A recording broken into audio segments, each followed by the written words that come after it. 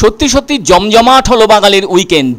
মরশুমের শুরুতেই ডায়মন্ড হারবারে নগেন্দ্র বাজারের আড়তে এলো কয়েক টন ভালো সাইজের ইলিশ। সে কারণে বলাই যায় মাছে ভাতে বাঙালির পছন্দের পাতে পড়তে চলেছে সুস্বাদু ওই ইলিশের পিস। যতদূর জানা গেছে মোট 3 টন ইলিশ ধরা পড়েছে। এমনিতেই প্রতি বছরের মতো এবছরও 14 এপ্রিল থেকে 14 জুন পর্যন্ত মৎস্যজীবীদের সাগর থেকে ইলিশ ধরার ব্যাপারে রাজ্য সরকারের পক্ষ থেকে নিষেধাজ্ঞা জারি করা হয়েছিল। তার কারণ ওই সময় ইলিশ মাছ ডিম ছাড়ে। সে যাই হোক, 15 জুন কিছু মৎস্যজীবী ট্রলার নিয়ে সাগরে পাড়ি দিয়েছিলেন ইলিশের খোঁজে, আর তারাই দিন 7 অভিযানে পেলেন অনেকগুলি ইলিশ। সেই সব ইলিশ শনিবার এলো ডায়মন্ড হারবার নগেন্দ্র বাজার আড়তে। এদিকে নগেন্দ্র বাজার মৎস্য আড়তদার সমিতির পক্ষ থেকে জানানো হয়েছে এবছর প্রথম 3 টন ইলিশ এলো তাদের আড়তে। তবে পরিমাণের দিক থেকে কম থাকলেও মাছগুলোর সাইজ কিন্তু ভালো। আড়তদার সমিতির পক্ষ থেকে আশা প্রকাশ করা হচ্ছে অন্যান্য বছরের তুলনায় এবছর অনেক ইলিশ ধরা পড়বে। যত বেশি সংখ্যা ইলিশ পড়বে তত বেশি করে দাম মধ্যবিত্তের নাগালের মধ্যে আসবে। অথচ সুন্দরবন থেকে বেশ কিছু মৎস্যজীবী ট্রলার নিয়ে সাগরে অভিযান চালিয়েও একটি ইলিশেরও নাগাল পাননি তারা। ফলে অর্থ খরচ করে হতাশ হয়েছেন সুন্দরবনের মৎস্যজীবীদের একাংশ। এদিকে এখন বাজারে 1 কেজি ইলিশ মাছের দাম 1400 টাকা। মৎস্য আড়তদার সমিতির সম্পাদক জগন্নাথ সরকার বলেন, মরশুমের শুরুতেই ইলিশের দেখা মিলল, যার ফলে এই বর্ষাতেই কবজি ডুবিয়ে ইলিশ ভাপা, সর্ষে ইলিশ সহ ইলিশের অন্যান্য পদের স্বাদ আস্বাদন করতে পারবেন ইলিশ প্রিয় বাঙালিরা। মনে রাখা দরকার 2023 সালের জুন মাসের এই সময়টাতেও ইলিশ সেভাবে বাজারে আসছিল না। আবার জুলাই মাস শুরু হলেও সেভাবে ধরাও পড়ছিল না ইলিশ। শেষে মধ্য জুলাই থেকে ইলিশ ধরা পড়তে থাকে মৎস্যজীবীদের জালে। তাই লোকসান হতে হতে শেষ পর্যন্ত লাভের ঘরে পা রাখতে শুরু করেছিলেন মৎস্যজীবীরা।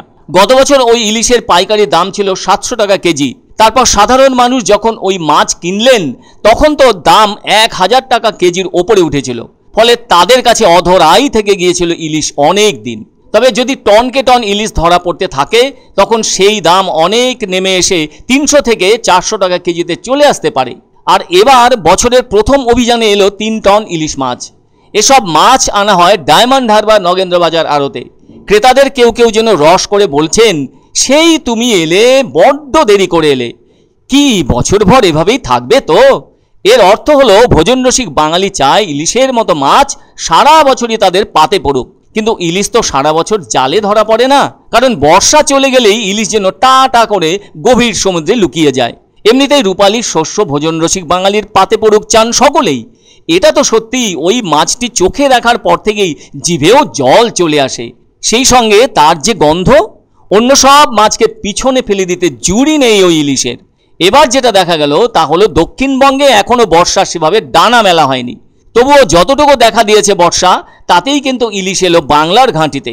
সব মিলিয়ে 3000 কেজি ইলিশ তাহলে প্রথম রাউন্ডে প্রবেশ করলো। এমনিতেই শনিবার জগন্নাথ দেবের স্নানযাত্রা উপলক্ষে অনেকে ঘর ছেড়ে বাইরে বেরিয়ে পড়েছেন।